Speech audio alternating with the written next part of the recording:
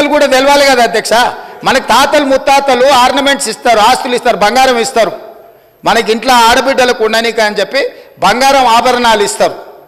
కానీ ఇంట్లో ఎవరో ఒకరు వ్యసనాలకు లోనయ్యి తాగుడుకో జూదానికో అలవాటు పడి తాతలు ముత్తాతల నుంచి వచ్చిన బంగారం అంతా తెగ నమ్ముకుంటారు, భూములు తాకట్టు పెడతారు.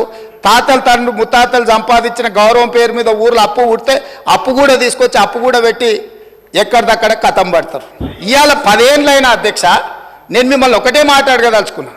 ఏమన్యాయం చేసినాం అధ్యక్ష? పాలమూరులో మేము చంద్రశేఖరరావుకి ఏమన్యాయం చేసినాం? ఏం చేసినాం?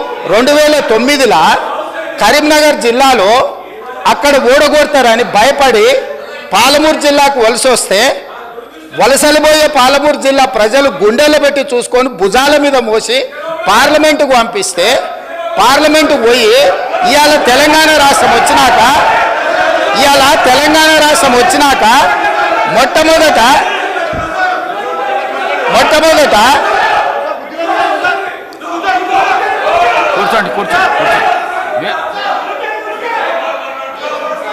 మొట్టమొదట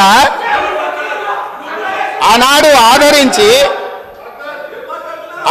ఆదరించి భుజాల మీద మోసి పార్లమెంటుకు పంపిస్తే తెలంగాణ రాష్ట్రం వచ్చిన తర్వాత వచ్చిన తెలంగాణ రాష్ట్రానికి మొట్టమొదటి ముఖ్యమంత్రిగా వారి బాధ్యత ఏంది అధ్యక్ష?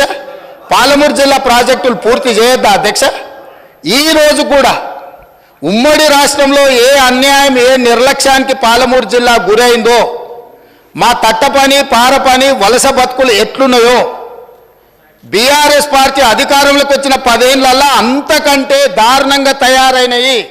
ఇవాళ 10 ఏళ్ల తెలంగాణ రాష్ట్రంలో కూడా అదే కల్వకుర్తి, భీమా, నెట్టంపాడు, కోయిల్సాగరు, పాలమూరు, రంగారెడ్డి, ఎత్తిపోతల, సంగంబండ, రాజోలిబండ, జూరాల ఏ ప్రాజెక్టు కూడా ఈ 10 సంవత్సరాలలో దాదాపుగా 17.5 లక్షల కోట్లు అప్పులు లెక్కలైతే 20 లక్షల పైన కోట్ల రూపాయలు ఖర్చు పెట్టినా మా పాలమూరు జిల్లా ప్రాజెక్టులు పూర్తి కాకపోవడానికి వీళ్ళ దుర్మార్గం కారణం కాదా?